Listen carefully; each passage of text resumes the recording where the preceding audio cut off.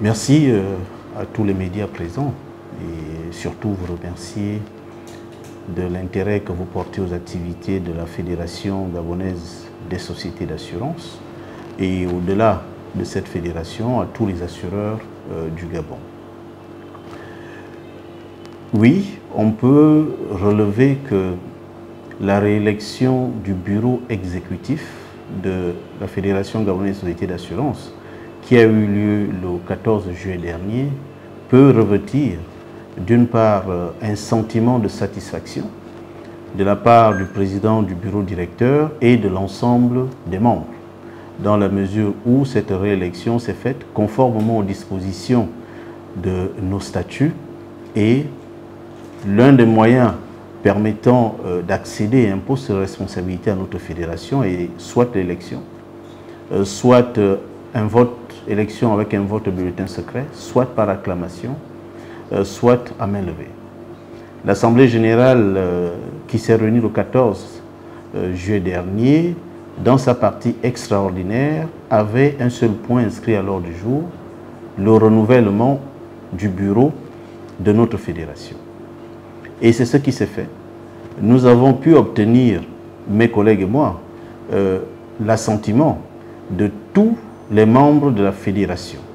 C'est ainsi que, conformément à nos statuts, notre vote s'est fait par acclamation. C'est donc un sentiment de satisfaction pour tous les membres de notre bureau d'avoir pu encore une fois obtenir le blanc-seing des autres membres de la fédération. Cet aspect ne doit pas éluder un autre. C'est celui du bilan satisfaisant. Lorsque nous avons été élus à la Fédération gabonaise des sociétés d'assurance, nous étions en juillet 2018, c'était sur la base d'un programme qui comportait 12 points. Le mandat de ce bureau, conformément au texte, est de 2 ans. 2018 plus 2, ça nous fait donc 2020. Et il était question de renouveler ou pas ce mandat. Notre plan d'action qui comprenait en 2018 12 points, 8 actions nationales et 4 actions à portée internationale. Pour simplifier, sur les 8 actions à caractère national, nous avons réussi à mettre en œuvre et à réaliser 6. Sur les 4 actions à portée internationale, nous avons obtenu 4 sur 4. Ce qui fait qu'au terme de ce mandat, sur les 12 points, 10 points de notre précédent plan d'action ont été satisfaits, ce qui a sûrement justifié et amené les membres de la Fédération gabonaise des sociétés d'assurance à nous renouveler leur confiance. Parmi les points inscrits dans notre précédent mandat, il y avait ceux qui portaient sur le leadership de notre pays à l'international. Vous êtes sans ignorer, puisque vous avez couvert cet événement, qu'il y a 18 ans, le Gabon n'avait plus organisé une assemblée générale de la FANAF. Le bureau que je conduisais a pu obtenir en Tunisie, lors de la 44e assemblée générale, l'autorisation par acclamation de l'ensemble des fédérations d'assurance africaines que notre pays, le Gabon, organise 18 ans plus tard cette assemblée-là. C'était un énorme challenge pour nous. Heureusement que nous avions pu obtenir, comme toujours, le soutien des hautes autorités parce que cette assemblée générale était placée sous le haut patronage de son Excellence Ali Bongo Ondimba, président de la République, chef de l'État. L'autre challenge sur le plan international qui a ramené des lauriers à notre pays à travers la Fédération gabonaise des sociétés d'assurance est l'élection pour la première fois d'un des nôtres à la tête de la FANAF. Depuis que la FANAF existe, créée dans les années 70, jamais un Gabonais n'a pu occuper cette marche aussi haute. Et nous avons réussi, avec le concours de tous les membres de notre fédération, à convaincre déjà d'une part, grâce à la diplomatie gabonaise, le marché camerounais, qui avait également un candidat, à soutenir la candidature gabonaise, puis obtenir l'assentiment de tous les autres marchés. C'est ainsi que César Ekomi Afen a été porté à la présidence de la FANAF. C'est une première. c'est une énorme opportunité pour notre pays d'accéder enfin à cette présidence. Sur le plan national, notre bilan peut valablement être satisfaisant parce que nous avons réussi à nous intéresser à l'épineux problème du règlement des sinistres. Comme vous savez, en assurance automobile, il y a des plaintes récurrentes au motif que les assurés se plaignent de la lenteur dans le règlement des sinistres. C'est la raison pour laquelle notre bureau a pu mettre en œuvre une facilité qui permet aujourd'hui d'accélérer la procédure d'instruction et de règlement des dossiers sinistres à travers le constat amiable qui est rendu obligatoire au Gabon depuis le 1er octobre 2019. Enfin, le rôle des assureurs est d'accompagner l'État. La Fédération gabonaise des sociétés d'assurance est partenaire de l'État gabonais et a été amenée à s'impliquer davantage, au-delà du leadership international et national, dans l'ensemble des problématiques à caractère économique menées par les différents gouvernements. Nous avons dans ce sens-là accompagné la Direction générale de la sécurité routière, comme nous le faisons chaque année, à travers des campagnes. Une campagne qui s'est faite par distribution de leaflets on the street et également à travers la télévision. Nous avons par ailleurs accompagné le ministère de l'économie et des finances lorsque notre pays a lancé un emprunt obligataire, amenant donc ainsi les assureurs gabonais à souscrire un peu plus qu'ils ne faisaient par le passé. Tout dernièrement, certes en 2020, mais dans le cadre de ce premier mandat, suite à l'épidémie de la Covid-19 et répondant favorablement à l'appel qui avait été lancé par son Excellence Ali Bongo Ndimba, président de la République, chef de l'État, nous avons apporté notre contribution de deux façons. Premièrement, en réussissant à rassembler tous les assureurs et les courtiers d'assurance autour de la problématique de porter notre contribution entre les mains du ministère de l'économie, nous avons donc apporté un don de 100 millions de francs CFA. 100 millions de francs CFA. En sus de ça, certaines sociétés membres de la FEGASA, telles que Saham, sont allées déposer des dons à la Banque alimentaire, ont accompagné un certain nombre de municipalités pour distribuer qui des gels, qui des masques alternatifs ou des masques chirurgicaux.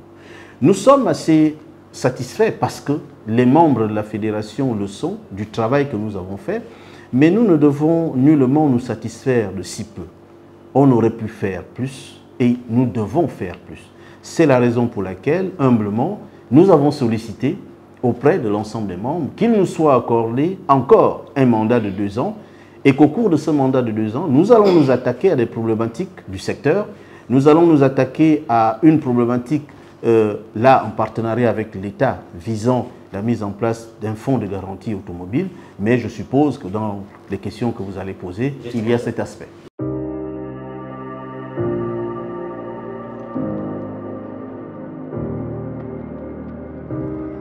Je suis à mon second et dernier mandat.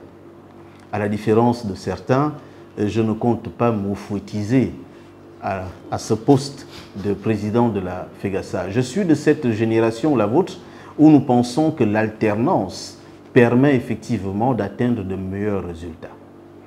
Mon bureau et moi, nous avons sollicité ce dernier mandat pour nous permettre, d'une part, d'achever les 2 chantiers que nous n'avons pas pu réussir à achever lors du premier mandat et adjoindre des problématiques nouvelles. Quels sont les 2 chantiers que nous n'avons pas réussi à atteindre, à réaliser?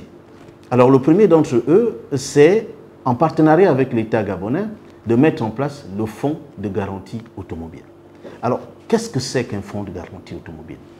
Rendez-vous compte que parfois il arrive que vous ayez affaire à un autre compatriote au cours d'un accident qui va s'enfuir, vous laissant avec des dommages corporels ou matériels, et surtout vous laissant dans une situation où vous ne pouvez vous retourner contre personne. Vous, vous êtes bien assuré, mais lui, vous ne pouvez pas savoir.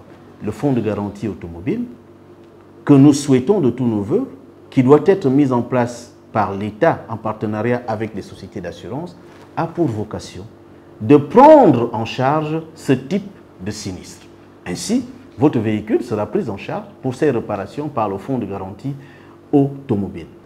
La CIMA, dans la partie du code, impose à chaque pays, aux 14 États membres de la CIMA, de créer des fonds de garantie automobile. À ce jour, le bilan qu'on peut en tirer, c'est qu'il n'y a que 3 pays sur 14 qui ont déjà réussi à mettre en place ce fonds de garantie. La Côte d'Ivoire, le Sénégal et le Bénin. Le Gabon va donc s'inspirer de ces modèles de réussite pour pouvoir réaliser et créer un fonds de garantie automobile. Et je dis encore une fois, là, nous sommes partenaires de l'État. Nous n'avons pas réussi lors de notre précédent mandat à mettre en place le pool TPV. Un pool TPV est une structure organisationnelle au sein d'une fédération d'assureurs permettant de gérer tout ce qui concerne donc le transport public des voyageurs, le transport urbain, le transport interurbain. Et nous nous rendons toujours compte que parfois, la conduite de ce type de véhicule entraîne des accidents volontaires ou involontaires. Il convient pour les assureurs de vérifier que la tarification qui est appliquée à ce type de véhicule est celle qu'il faut. Voilà par exemple du précédent mandat ce que nous amenons dans le nouveau mandat. Et maintenant, dans ce nouveau mandat, nous allons adjoindre la mise en œuvre du plan de développement du secteur des assurances sur une période de 10 ans. Évidemment, si nous mettons en œuvre parmi les 2 premières années, nous laisserons à la nouvelle génération qui sera élue à la FEGASA le soin de poursuivre ou de corriger ce plan. Dans ce plan de développement du secteur des assurances, il y a des problématiques qui relèvent des assureurs et d'autres qui relèvent de l'État. Pour prendre les problématiques qui relèvent des assureurs, vous avez la tarification d'un certain nombre de branches. Il y a le fait, par exemple, de rendre obligatoire un certain nombre de risques. Tenez, vous êtes locataire. Au Gabon, les locataires pensent qu'ils ne doivent pas s'assurer. Ce n'est pas vrai. Vous avez une obligation vis-à-vis du propriétaire de la maison parce que si la maison que vous occupez en qualité de locataire vient effectivement à être incendiée de votre responsabilité, vous avez l'obligation de rembourser ou de remettre votre bailleur dans la situation qui était la sienne avant qu'il ne vous loue votre maison. D'où l'intérêt pour le locataire de souscrire une assurance multirisque habitation. Nous allons, avec l'aide de l'État, voir comment nous pouvons rendre obligatoire ce type d'assurance. Je vais vous citer une autre assurance, c'est les assurances pour les professions libérales. Tous, nous consultons des dentistes. Mais si un dentiste, par exemple, vient à se tromper, soit sur le diagnostic ou soit sur le traitement à accorder, il n'aura pas toujours par devers lui des revenus suffisants pour faire face au coût de votre indemnisation. Il y a ce type d'assurance. Il y a par ailleurs des assurances contre les catastrophes naturelles. Nous sommes tous sensibles quand il y a des incendies à Libreville. Combien de fois les populations gabonaises, habitant des zones urbanisées ou pas, se retrouvent les pieds dans l'eau. Les entreprises complètement submergées d'eau. Je prends la zone industrielle d'Oloumi. Les assurances contre les catastrophes naturelles que nous souhaitons de nos voeux être souscrites au Gabon auront pour vocation d'indemniser les populations qui se retrouveraient dans cela, à condition que l'état de catastrophe naturelle soit décrété par l'État. Il y a des aspects de formation. Nous avons des jeunes qui s'intéressent aux assurances. Mais évidemment, il faut que nous puissions accélérer la formation de nos jeunes pour que les générations actuelles des assureurs, pour vous faire une confidence, je suis le plus ancien directeur général d'une compagnie d'assurance ou de réassurance sur le marché gabonais. Je ne suis pas le plus âgé, rassurez-vous, je suis le plus ancien parce que j'ai accédé à ces fonctions en 2008. 2008, 2018, 2018, 2020, à ce jour, je suis le vice-doyen. Le doyen de ce marché est M. César Ekomi-Afen, qui est porté vers les obligations internationales, et c'est son vice-doyen qui est président de la fédération. Mais il faut déjà penser que demain, d'autres jeunes vont arriver. Il faut les former dans des écoles qui sont disposées à donner cette formation, soit sur le plan local, soit à l'école des assurances de Yaoundé. Justement, pour parler de cette école, le concours pour entrer à l'école des assurances, celle qui m'a formé tous les assureurs de la zone CIMA, a lieu les 18 et 19 août. Nous invitons donc tous les jeunes Gabonais qui veulent embrasser cette carrière à se rendre à la Direction nationale des assurances pour avoir tous les renseignements qu'il faut afin de déposer leur dossier. Il faut qu'il y ait d'autres Godok, il faut qu'il y ait d'autres Mboro, il faut qu'il y ait d'autres Mindongo, il faut qu'il y ait d'autres Stéphane Moussirou, il faut qu'il y ait d'autres Madame Dende.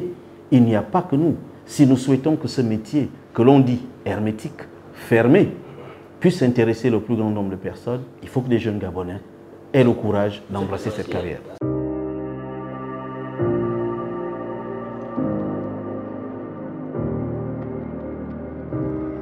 Oui, justement, c'est la raison pour laquelle, au cours de notre mandat, nous avions également pris pour cheval de bataille la formation et la communication.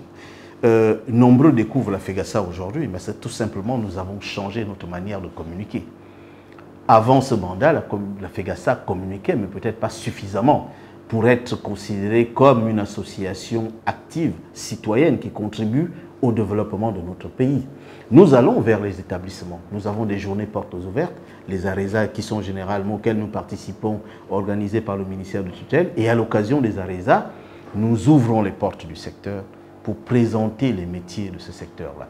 Nous répondons également lorsque l'université Omar Bongo ou les écoles spécialisées de l'université nous invitent à présenter les métiers, nous le faisons. Mais mieux que ça, il n'y a pas que de la formation diplômante. Nous faisons de la formation à l'intérieur même du secteur. Nous encourageons l'ensemble de ceux qui travaillent aujourd'hui dans le secteur des assurances à suivre nos formations. La preuve, nous en avons organisé une l'année dernière en partenariat avec la conférence interafricaine des marchés des assurances.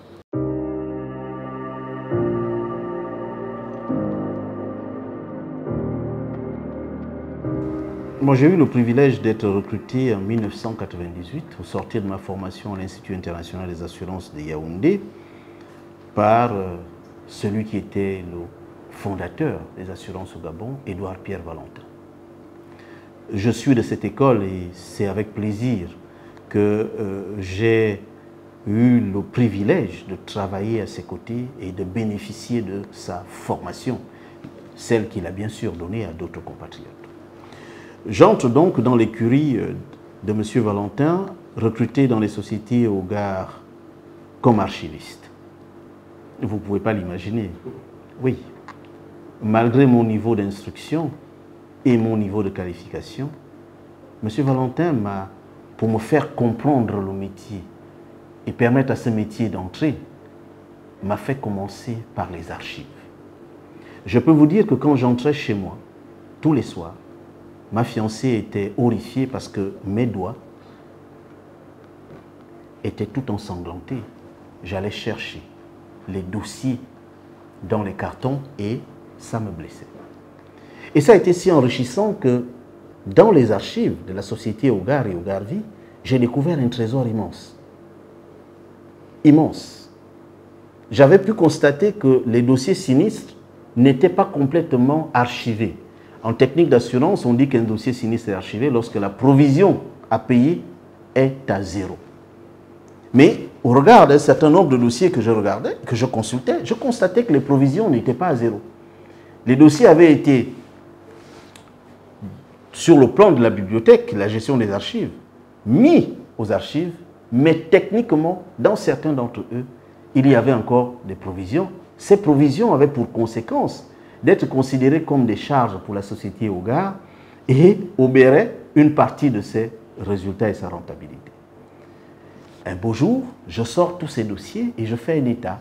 Je vais voir donc mon patron, Édouard Pierre Valentin. Je dis, Monsieur Valentin, ben écoutez, lorsque vous m'avez envoyé aux archives, je peux vous dire que je n'étais pas content. Surtout quand vous m'avez dit que je vais gagner 200 000 francs CFA. Ce n'est pas possible. Père d'un enfant, j'avais ma jeune fiancée, j'habitais Dragon à l'époque, je passais encore à la télévision où j'animais des émissions. J'estimais qu'avec mon niveau d'instruction, j'étais quand même diplômé de l'Institut international des assurances, l'école des assurances de toutes les sociétés d'assurance de la zone franc. On ne pouvait pas me payer à 200 000 et on ne pouvait pas m'envoyer être archiviste alors que j'étais appelé à être manager. Mais tout simplement parce que je n'avais pas compris la leçon. La leçon était une leçon d'humilité. L'école nous donne des prétentions, mais elle ne nous donne pas le savoir-être et le savoir-faire, pas toujours. Elle m'avait donné le savoir, mais il me manquait, il fallait que j'acquière le savoir-être et le savoir-faire. Et je peux vous dire que de 1998, moins de 10 ans plus tard, j'étais promu directeur général adjoint de la société Ogarvi. Et à cette époque, en 2008, j'étais le plus jeune directeur général d'une société d'assurance dans la zone. Je me souviens lorsque je me suis présenté au Bénin, à l'occasion de la commission du contrôle des assurances, où mon dossier était examiné afin qu'on me donne l'agrément. Parce que pour diriger une société d'assurance, il faut avoir un agrément. Et c'est la CIMA qui confère la qualité de directeur général.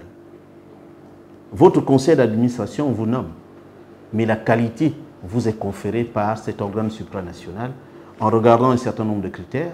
Quel est votre profil? Quelles sont les études que vous avez faites? Niveau minimum Bac plus 4. Est-ce que vous avez une expérience professionnelle minimale de 5 ans à un poste de direction? Et ma vie dans les assurances a commencé ainsi. Nous partons donc de la société Ogar en 2011, où je venais d'achever un mandat de 2 ans comme directeur général de l'Ogarvi, pour nous voir confier, M. Valentin et moi, le projet de création de cette société, la Société commerciale gabonaise de réassurance. Il y avait déjà eu au Gabon une expérience de création d'une société de réassurance qui malheureusement n'a pas prospéré. On l'appelait à l'époque Gabon Ré. Nous avons donc repris le dossier, nous l'avons amélioré, nous l'avons mis effectivement au goût du jour, et surtout que les périodes ayant changé, le management politique du pays ayant changé, le président Ali venant d'accéder aux fonctions et dans le cadre du plan Sahel Gabon émergent, avait prévu dans la partie Gabon des services que les assureurs devaient constituer un maillon important de la chaîne économique.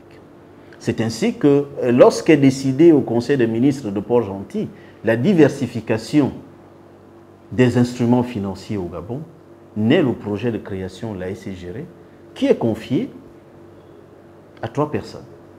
Édouard Pierre Valentin, Serge Thierry Mikoto Chavagne, Godot Crépin. À ces 3 personnes viennent donc s'ajouter le ministre Ngambia, qui portait le projet pour le compte du gouvernement, viennent s'ajouter un de ses conseillers, Eugène Aziavor Ngimbi. Voilà donc l'équipe qui va réfléchir comment instituer et organiser une session légale au Gabon. En novembre 2011, je venais d'être recruté comme directeur général des sociétés NCIA au Congo. J'étais déjà au poste au Congo depuis 3 jours. Après avoir rendu la copie de la création de la SCGR, Congo-Brazzaville, après avoir rendu la copie de la création de la SCGR, j'avais entre-temps, en octobre 2011, j'avais été recruté par le groupe NCIA afin de remplacer César Ekomi au Gabon, mais on m'a envoyé en cross-posting au Congo pour développer les assurances, particulièrement les assurances vie, et préparer l'expansion du groupe NCIA l'autre côté du fleuve Congo, c'est-à-dire à Kinshasa. J'arrive à Brazzaville, je prends mes fonctions comme directeur général de NCIA Vie et directeur général adjoint de NCIA Assurance Congo. 3 jours plus tard, je suis rappelé au Gabon et porté à la tête de la SCGR à côté d'Édouard Pierre Valentin. Nous partons de zéro. Il n'y avait même pas un crayon. Nous sommes partis de zéro. Nous nous sommes appuyés uniquement sur la volonté du chef de l'État qui nous disait « allez-y, même s'il n'y a rien ». Nous partons de zéro, nous créons la SCGR et le FGIS, qui est la maison mère de la SCGR, le Fonds Gabriel d'investissement stratégique, va apporter le financement, 1,350 milliard, tandis que les sociétés d'assurance du Gabon, puisqu'il s'agit d'un partenariat public-privé entre les assureurs et l'État représenté par le FGIS, les assureurs gabonais vont apporter les 650 millions. Nous avons donc, au mois de mai 2012, nous avons commencé nos activités. Sur 2012, nous faisons sensiblement un premier résultat positif de 66 millions de francs CFA. Ce qui est rare pour une société nouvellement créée. Et je peux vous dire, parce qu'à cette époque, j'ai envisagé de me rendre à la FANAF qui se tenait à Kigali, mais je n'avais pas d'argent. Il n'y avait pas d'argent pour y aller. Et nous avons mandaté César Ekomi de représenter cette jeune société à cette FANAF, parce que la question de l'adhésion de la SCGR à la FANAF allait se poser. Lorsque cette question a été posée dans la salle, l'administrateur César Ekomi, représentant les sociétés NCA, s'est levé en disant « Oui, je confirme que le Gabon a bien créé une société de réassurance. » Mais, je termine par là, comment l'on passe de la SCGR pour la FEGASA, en rappelant que très peu de gens croyaient à ce projet. Aujourd'hui, cette jeune société, qui va boucler effectivement son 9e exercice, se classe 25e société de réassurance en Afrique parmi 47. Nous avons moins de 10 ans. De 2 milliards de capital, nous sommes à 5 milliards aujourd'hui. Nous avons des fonds propres de l'ordre de 10 milliards quasiment. Un total bilan de plus de 30 milliards.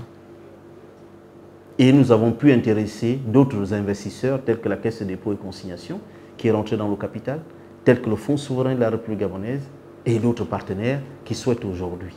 Et nous pouvons nous satisfaire. C'est assez rare. C'est assez rare. Des réussites gabonaises qu'on encense. La SCGR est une belle réussite dans la mesure où des pays voisins viennent apprendre ici comment faire pour gérer une cession légale. Je vais vous parler du Burundi, je vous parlerai du Cameroun, qui sont venus au Gabon. Et là, nous sommes en train de travailler avec nos frères de la Guinée équatoriale pour les accompagner dans la création d'une société de réassurance.